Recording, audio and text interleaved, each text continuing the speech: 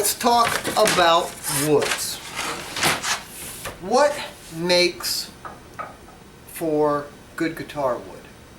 Well, first off, if you're buying on eBay or you don't know your supplier, beware of anybody who's calling their wood master grade. Master grade is very rare. I won't say it doesn't exist, but it doesn't exist as much as they want you to believe it does. Now this here happens to be Panamanian rosewood. Nice thin piece of wood. That'll make a great guitar. No, it won't. If you can take a look at this wood, because this is what you have to learn.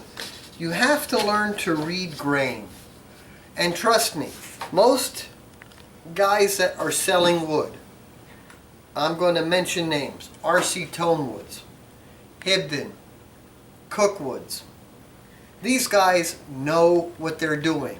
LMI, Stu Mack, they know what they're doing. eBay, while you can find Zootman, which is actually R.C. Tonewoods, he's a good supplier on eBay. There are some on eBay that, well, they got to get rid of it, so they're going to call it master grade or luthier grade. And if you don't know what you're buying, you're like a hungry trout after the spring fly. Look close at pictures.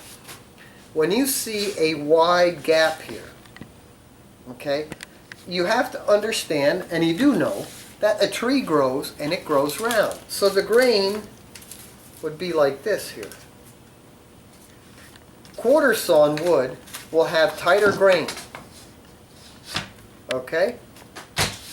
Much tighter grain. You don't see this wide gap, and when you do, it's very minimal and it's outside the edge. Okay? You can see that. Nice, wide, reasonably vertical. This is what you're looking for. High grade wood is going to be coming out of quartered sawn wood. So the grain is going to be vertical. If it's even up to 45 degrees across, it's okay, but when you start getting this, that's basically log run, and it would be nice for maybe making furniture, might be for a little veneer. For a guitar, absolutely not, because this is what's going to happen. As it dries, it's going to crack. The rings of the wood, I don't know if you can get a good picture here, but the rings are almost this way. They're actually so rounded and curved that it just is not usable.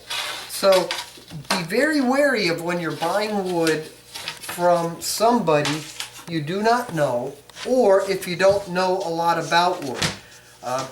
It's so sad to see beginners start and they're buying that kind of stuff and their guitars are falling apart, and it's not because they weren't a good guitar, they just had a bad material. So choose your suppliers carefully. Yes, it's going to cost you more, but it's going to work. Be careful of what you're looking at. Ask your supplier questions if you don't know. At this point, let's also talk about the legalities of some woods. We've all heard about lacy. We all have heard about CITES. So ask your supplier, do you have the lacy paperwork, specifically PPQ 505? That's the big one. There's other paperwork that needs to follow. CITES, is it number 1, number 2? Does your supplier have the CITES paperwork? It's not worth the risk. I have the CITES paperwork for this set. It adds considerably to the cost. In order to get CITES paperwork, it's often another $200, $300 for a set. If you're not an importer, to get paperwork, you have to go to APHIS, you have to file paperwork, and it will add to the cost. So if you find a set of Brazilian for $400 or $500, unless the guy really had the paperwork prior to, chances are it's not legal. So be wary of what you're buying and who you're buying it from. genuine mahogany. Honduras mahogany, also known as sweet Phina macrophylla, is a genus of wood, but Honduras mahogany is grown in Honduras. That same genus of wood can be in Peru, and it's perfectly legal. So you have to be careful of who you're buying from and where you're buying from.